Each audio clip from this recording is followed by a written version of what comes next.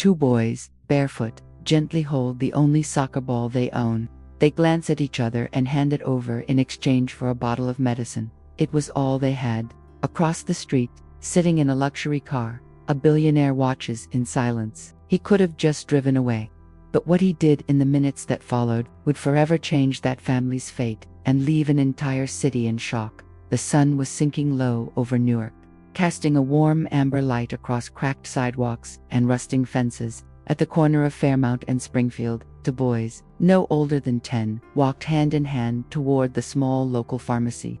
Their shirts were worn thin, their feet dusty and bare, but in their hands they held something that still had color, a scuffed, deflated soccer ball. Inside the pharmacy, they didn't speak much. The younger one, Elijah, simply pointed at a bottle on the top shelf behind the counter. Antibiotics. For our mom, he mumbled. The clerk looked down at the ball, then back at the boys, his expression unreadable. After a long pause, he nodded once and took the ball. Across the street, behind the tinted glass of a black Cadillac Escalade, Marcus Layton hadn't meant to stop. His driver had pulled over so he could take a call. But when he looked up, his eyes landed on the boys. He saw their hesitation, the way their fingers lingered on the ball, the way they almost didn't let go. He watched the whole thing, unmoving, a man worth nearly $1 billion, frozen by two children giving up the only thing they had for someone they loved. And in that moment, something shifted, deeply, quietly. Marcus didn't know why he felt it, only that he had to act. Gabriel and Elijah had always been together, like two halves of the same breath. They didn't need to talk much to understand each other. A glance, a small nod, and they'd take off running down their narrow block. That battered soccer ball bouncing between them like a heartbeat. To them, it wasn't just a toy. It was escape. It was laughter. It was the last gift their father gave them before disappearing without a goodbye. They'd spent countless afternoons kicking that ball against brick walls, dodging potholes and broken glass, their laughter echoing down alleys that otherwise stayed silent. Neighbors would often pause to watch them, not just because of their skill, but because of their joy. No cleats, no goalposts, no fancy gear, just raw, unstoppable love for the game, and for each other. But lately, the sound of their laughter had grown quiet. Their mother, Marlene, hadn't been herself for weeks. At first, it was small things, forgetting the laundry, falling asleep mid-sentence. Then came the fevers, the cough that wouldn't quit. They watched her wilt before their eyes. Day by day, her once vibrant voice now barely a whisper. She'd always managed to get by, cleaning houses, working nights at the diner. But when she got sick, everything stopped. One night, they found her collapsed in the hallway. Gabriel, the older by 4 minutes, dialed 911 with trembling hands. The hospital kept her for only a night. No insurance, the nurse explained. She needed medication and rest.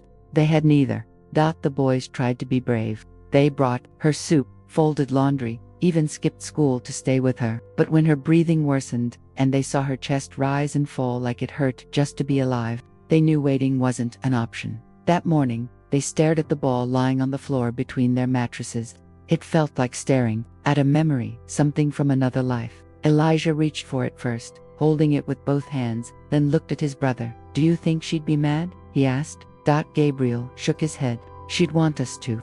They didn't talk after that, just walked, quietly, carefully, toward the pharmacy, the ball cradled like something holy. And as they stepped out of the store, medicine in hand, a man they didn't know, a man with eyes that hadn't softened in years, sat frozen in a car across the street, watching Dot. And for the first time in a very long time, Marcus Layton didn't feel rich at all. Marcus Layton had built his empire from the bones of abandoned buildings and the dust of bankrupt deals. To most, he was a symbol of ruthless success, the kind of man who smiled only when contracts were signed or when competitors collapsed. But behind the tinted glass of his luxury SUV, he often felt more like a ghost passing through the city he helped reshape.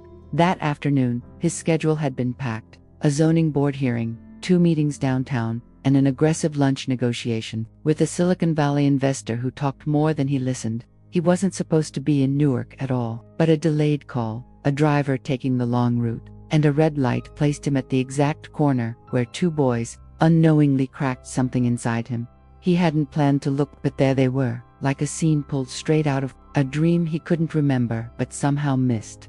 Barefoot, holding a beaten-up soccer ball like it was priceless. He watched the exchange through the glass, the handoff, the hesitation, the heartbreak so obvious in the way they lingered before letting go. Marcus leaned forward in his seat, one hand gripping the door handle. "Do you see this?" he asked. His driver, who blinked at the scene and said nothing, the light turned green. Cars honked behind them. "Keep it in park," Marcus said quietly. It wasn't just the sacrifice that hit him. It was the way the boys looked at each other, like they were both holding each other up, even as they were giving something away. It reminded him of a time he'd buried deep, a time before suits, before boardrooms, before people called him sir with more fear than respect. Back when he, too, had to choose between food and warmth, when he'd pawned a toy truck to help his mother buy groceries. He hadn't thought of that truck in decades, but watching the boys made the memory rise like smoke. For a moment, he felt paralyzed. What was he supposed to do? Offer them a check, drive away, and forget? But the ache in his chest said otherwise. He knew that look in their eyes. He had worn it once, and that's when he did something he hadn't done in years. He opened his door and stepped out into the cold. The bell above the pharmacy door had barely stopped ringing when the boys stepped back outside. The bottle of medicine was clutched tightly in Elijah's hand, and Gabriel held the brown paper bag like it might disintegrate. Neither noticed the man approaching from across the street, not until his shadow stretched long in front of them.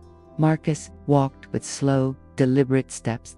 He wore a charcoal suit, tailored so precisely it looked like it belonged in a different universe than the cracked sidewalk beneath him. His shoes, polished and black, stopped inches from where the ball had just been handed over. "You sold that ball for the medicine?" he asked gently. Gabriel's eyes narrowed. Elijah moved closer to his brother. Marcus knelt slightly, lowering himself to their level. "I saw what you did, and I want to buy it, too." The boys exchanged a confused look. "The ball's already gone," Gabriel said. "I know. Doesn't matter. I still want to pay for it," Marcus replied, reaching into his coat. He pulled out a thick envelope, the kind lawyers usually hand over after a merger. Inside, $10,000 in cash. Gabriel stared, his lips parted. "Is this a trick?" "No trick," Marcus said. "It's yours. For the ball. For your mom." Elijah took a step back. "We don't steal." "You're not stealing anything," Marcus said. And there was a softness in his voice he rarely used, a voice he hadn't heard from himself in years. "You already paid the highest price." A long silence stretched between them. Then Gabriel, slowly, reached out and took the envelope. Not with excitement, but with caution, like it might bite. Without another word, they turned and ran. Not away from Marcus, but toward the only place they knew, home. Marcus watched them go. Then, on instinct, more than logic, he crossed the street again. Not to return to his car, but to follow. Something about those boys wouldn't let him walk away, and as he moved through the neighborhood behind them, street by street, he had a feeling he wasn't about to write a check. He was about to rewrite something much bigger. The boys led him, unknowingly, through streets Marcus hadn't walked in decades, not since he was a teenager, drifting from couch to couch, dodging debt collectors and bad luck. The neighborhood hadn't changed much. The buildings were still tired, still slumping at the edges, but it felt different now, heavier somehow. Maybe because this time, he wasn't the one hungry. He kept his distance, careful not to scare them. When they disappeared into a narrow building with peeling paint and a screen door that hung crooked, he stopped across the street and leaned against a fence post. A neighbor glanced at him suspiciously, then went back to sweeping her stoop. From his vantage point, Marcus could see into the window, just a bit, enough to glimpse a cramped living room with furniture that had seen better decades. Gabrielle placed the envelope carefully on a shelf, like it might float away if disturbed. Elijah walked straight into a back room and reappeared with a glass of water. Then came their mother. She shuffled slowly, wrapped in a faded robe, her hair pulled back in a loose braid. She sat down with effort, pressing one hand to her side, and tried to smile as her sons handed her the medicine. She kissed their heads, one after the other, tears slipping down her cheeks in silence. It was a scene of gratitude so raw, it made Marcus's throat tighten. He turned away, suddenly aware that he was intruding. But as he stepped back toward the sidewalk, a voice rang in his ear, his own, from years ago. "I don't need your help." That's what he'd told a woman in a shelter once, when she'd tried to give him soup and a blanket. She hadn't argued, just sat with him until he stopped shaking. The memory hit harder than he expected, and before he could think better of it, Marcus pulled out his phone. "Get me Gordon," he said into the receiver. "No. Now. Tell him I need a lawyer and a foundation plan drafted by tonight. I want a full medical review for a woman in Newark, pro bono, and I want a team that can handle it with dignity." Quietly, a pause, "and find me a real soccer ball, the kind that lasts." He hung up and looked back toward the house. He didn't know her name yet, but somehow, he knew he was already in too deep. The next morning, the knock on the door was soft but deliberate. Marlene sat up slowly from the couch, where she'd fallen asleep, wrapped in an old quilt. Gabriel was already on his feet, peering through the window. "It's him," he whispered. Marcus stood on the porch, no entourage, no briefcase, just a man in a dark sweater, holding a folder under one arm and what looked like a brand new soccer ball under the other. Elijah opened the door before his brother could stop him. "I hope I'm not intruding," Marcus said. Marlene stood with effort, the weight of fatigue still pulling at her bones. "Can I help you?" "My name is Marcus Layton," he said, stepping inside only after she gave a slight nod. "I believe your sons saved your life yesterday. I want to help now properly." He placed the soccer ball in Elijah's hands and the folder on the coffee table. Inside were documents she didn't understand at first: healthcare coverage papers, an outline for a treatment plan, and a letterhead bearing the name of a newly founded nonprofit, the Marlene Initiative. Marlene blinked. I don't understand. I want to cover your care," Marcus explained. "All of it, and more than that. I want to launch a foundation in your name, to support mothers like you. Quiet heroes who've held families together with nothing but love and grit." Gabriel furrowed his brow. "Why?" Marcus hesitated. "Because I should have done something like this a long time ago." Elijah looked up at his mom, eyes wide. "We won't have to sell anything again." "No," Marcus said. "And if they want to keep playing soccer, I'll make sure they have everything they need. But there's one condition." Marlene tensed. "They stay in school," he said. "No shortcuts, no distractions. I'll provide tutors, coaches, whatever they need. But they have to stay kids. They deserve that much." The room fell into a thick, stunned silence. Then Marlene slowly sat down, her hands trembling over the papers. Her eyes didn't meet his. "Why are you really doing this?" she asked, her voice thin. Marcus paused. He could have said philanthropy. He could have said tax deductions or PR, but none of it would have been true. Instead, he answered quietly, "Because I remember you." Marlene's eyes flicked up, and just like that, the air shifted. The words hung in the air, strange and heavy. "I remember you." Marcus hadn't planned to say them. They came out like an instinct, like truth breaking through after being buried for too long. Marlene narrowed her eyes. "What do you mean, you remember me?" Marcus sat down, suddenly unsure of his own voice. "It was years ago. I was maybe 17. I'd been kicked out, again. Ended up in a shelter off Ferry Street. Coldest winter I can remember." Marlene didn't move. Her hand gripped the edge of the couch, knuckles white. "You were there," he continued. "You weren't a resident. You volunteered, I think. You brought food, but you stayed, too. You sat with me when I wouldn't speak to anyone. You didn't try to fix anything. You just stayed." For a moment, Marlene said nothing. Then her lips parted. "I made soup every Wednesday," she whispered, "for the kids who didn't have anywhere else to be." Marcus nodded, eyes glassy. "You didn't even know my name." "I didn't need to," she said. The words barely audible. The silence that followed wasn't uncomfortable. It was sacred. The kind of silence that closes a circle years in the making. "I thought about you for a long time," Marcus added. "You were kind when no one else was. I never said thank you. I didn't even think you'd remember." "I remember every face," she replied, tears starting to form. "But I never imagined." Gabriel and Elijah stood frozen, watching. The two adults, one in a designer sweater, the other in an old bathrobe, seeing each other for the first time again. "So this isn't charity," she said finally. "This is ... gratitude." "It's more than that," Marcus said. "It's a second chance, for all of us." And for the first time since Marcus Layton walked through that door, Marlene smiled, not politely, but fully, like something deep inside her had just shifted back into place. Marcus had done everything in silence, no press releases, no social media posts, not even a whispered rumor among his board. But good deeds have a way of echoing, and in Newark, word travels fast. It started with a cashier's story. You won't believe what I saw. The kids sold their only soccer ball for antibiotics. Then some guy in a Bentley shows up with stacks of cash. Then came the nurse from the clinic who noticed the name Leighton on the new insurance forms and tipped off a local reporter. By the end of the week, a short blog post exploded across the internet. Billionaire pays sick mother's medical bills after seeing twins make unthinkable sacrifice. By morning, news vans lined the curb. Photographers waited outside the family's building, and for the first time in years, Marcus found himself trending, not for a hostile takeover or a development dispute, but for something human. Doc Gabriel hated the cameras. Elijah was too young to understand the attention, but Marlene, though exhausted, greeted each question with quiet grace. "We didn't ask for any of this," she said in one interview. "We just did what we had to." Marcus was furious, not at the family, but at the vultures circling around them. He wanted to protect their peace, not parade their pain. But his team begged him to make a statement. "Control the narrative," they said. "If you stay silent, people will fill in the blanks." So he agreed. One interview, one sit-down with a local station.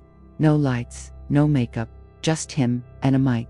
When asked why he did it, Marcus paused. "Because someone showed me kindness once, and I never forgot." He didn't mention the shelter, or the soup, or Marlene's voice in that cold hallway. He kept that part sacred, between them. But what he didn't expect, what no one saw coming, was what would happen after the cameras stopped rolling. Because standing at the edge of the studio, behind a curtain, was a man Marcus hadn't seen in nearly 15 years. A man who once helped him build his empire, and a man who knew secrets no one else did. "Never thought I'd see your face on a human interest piece," the man said, stepping out from behind the curtain with a smirk. "Marcus Leighton, savior of children." Touching, Marcus froze.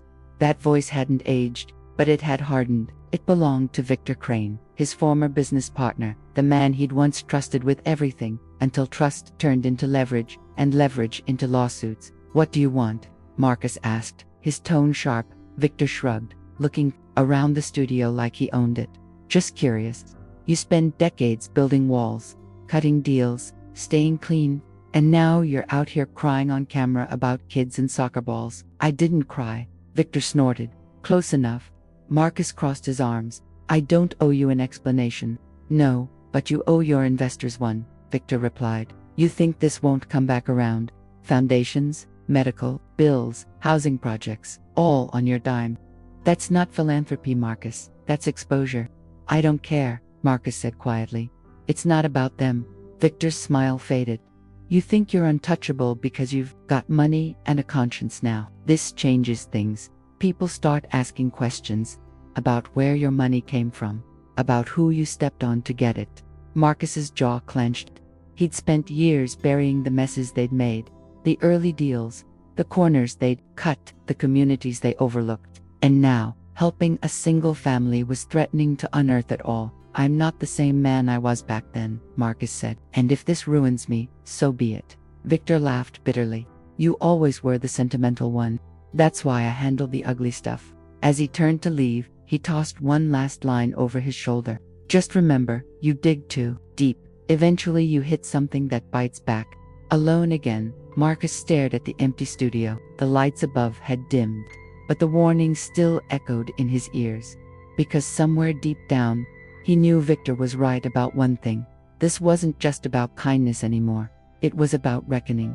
Weeks passed. The media storm quieted. The headlines moved on to newer stories, louder scandals, flashier acts of generosity. But inside a modest apartment on Fairmount Avenue, something far more lasting was happening. Marlene, now breathing easier and standing stronger, was cooking. Again, the boys returned to school, not just attending, but thriving.